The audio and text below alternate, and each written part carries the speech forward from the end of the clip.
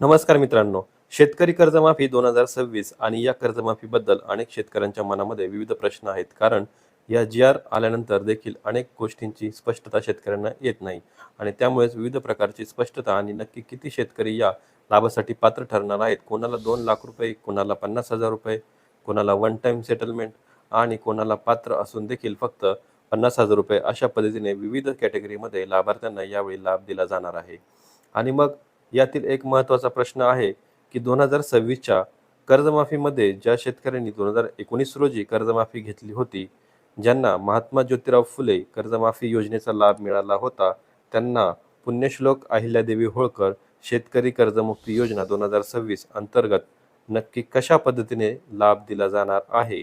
कारण या मुद्द्यावर जेव्हापासून जी-आर आला आहे, तेव्हापासून विविध पद्धतीने शेतकरी आपल्याला या चॅनलच्या माध्यमातून किंवा व्हॉट्सअप चॅनलच्या माध्यमातून शेतकरी प्रश्न विचारत आहे आणि संतप्त प्रकारच्या प्रतिक्रिया या ठिकाणी येत आहेत. यामुळे अनेक शेतकऱ्यांमध्ये वेगवेगळ्या पद्धतीने शंका आहेत आणि ही नक्की आम्हाला लाभ मिळणार तरी कसा आणि आमचा लाभ कशा पद्धतीने आम्हाला जमा होणार आहे. त्यासोबतच इतर शेतकरी ज्यांना 2 लाख रुपये मिळणार त्यांना कशा पद्धतीने आणि कधीपर्यंत याद्या येणार या सर्व बाबींची चर्चा आपण आजच्या व्हिडिओमध्ये करणार आहोत. जी-आरच्या माध्यमातून या सर्व गोष्टी तुम्हाला अगदी सोप्या भाषेमध्ये समजून सांगणार आहे. त्यामुळे व्हिडिओ शेवटपर्यंत पाहायचा आहे आणि चॅनलला सबस्क्राईब करायचं आहे. तर बघा मित्रांनो, आता आपण बघूया या व्हिडिओच्या माध्यमातून जाणून घेणार आहोत की ही कर्जमाफी कशा पद्धतीने आपल्याला भेटणार आहे.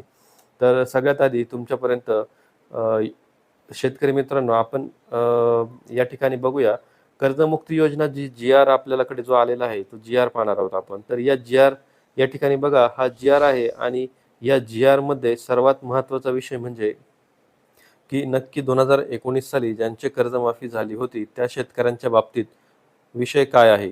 हा जी-आर आहे आणि या जी-आरमध्ये आपल्याला माहिती आहे की अ, ब, क म्हणजेच की कर्जमुक्ती एक वेळा आणि त्यासोबतच प्रोत्साहन अनुदान अशा 3 कॅटेगरीमध्ये शेतकऱ्यांची विभागणी केली जाणार आहे आणि त्यानुसारच त्या शेतकऱ्याला लाभ जमा होणार आहे. म्हणजेच की जे रेग्युलर आहेत त्यांना प्रोत्साहन अनुदान, जे 2 लाखांच्या वरती आहेत त्यांना वन टाईम सेटलमेंट किंवा एक वेळा स समझोता आणि जे शेतकरी 2 लाख रुपयापर्यंत थकबाकीमध्ये आहेत त्यांना 2 लाख रुपयापर्यंतची कर्जमुक्ती.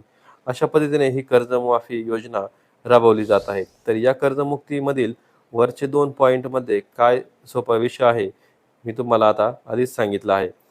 ज्यांचे 1 एप्रिल 2019 पासूनचे कर्ज आहे, 1 एप्रिल 2019च्या आधी ज्यांचे 18ला 17ला कर्ज घेतले आहे, त्या शेतकऱ्यांना देखील यातून वंचित राहावे लागेल किंवा त्यांना यामध्ये पात्र धरलं जाणार नाही.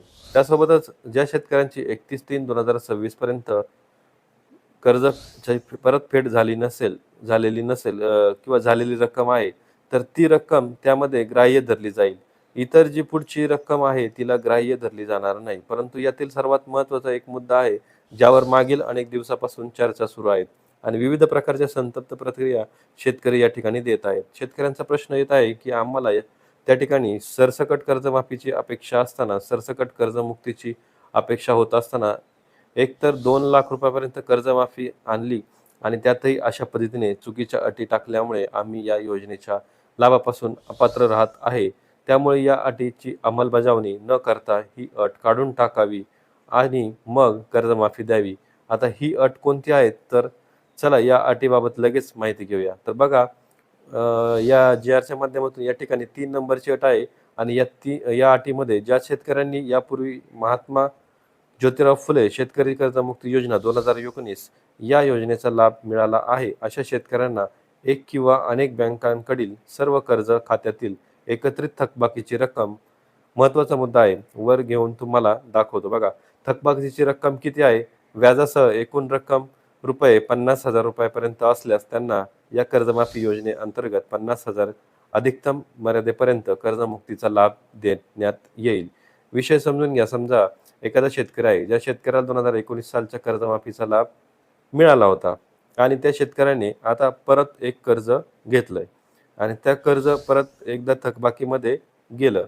मग थकबाकीमध्ये त्याची गेलेल्या कर्जाची रक्कम समजा आपल्याला समजून घेऊया किती होती, तर 1,70,000 इतकी रक्कम होती. तर 1,70,000 आणि आता मग योजनेनुसार किंवा या योजनेच्या कर्जमुक्तीनुसार त्याचे 1,70,000 रुपये माफ व्हायला हवेत का? तर नक्कीच व्हायला हवेत. परंतु या अटीमुळे त्या शेतकऱ्याला माफी किती मिळणार आहे? तर या शेतकऱ्याला माफी मिळणार आहे 50,000 रुपये. म्हणजेच आणि हे 50,000 रुपये देखील कसे मिळणार? जेव्हा याच शेतकऱ्याने 1,00,000 ऐवजी 1,70,000 रुपये बँकेत आणून भरल्यानंतर त्याला या 50,000 रुपयाचा लाभ दिला जाणार आहे. मग ही कशा पद्धतीने कर्जमुक्ती होईल लक्षात घ्या.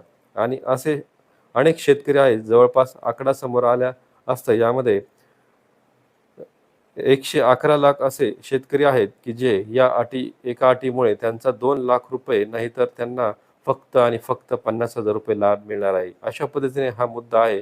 यामध्ये आता तुम्हाला सरळ सोप्या भाषेत मी क्लिअर केलं आहे. जर तुम्हाला 2019ला कर्जमाफी मिळाली असेल, तर तुम्हाला 2,00,000 रुपये मिळणार नाहीत.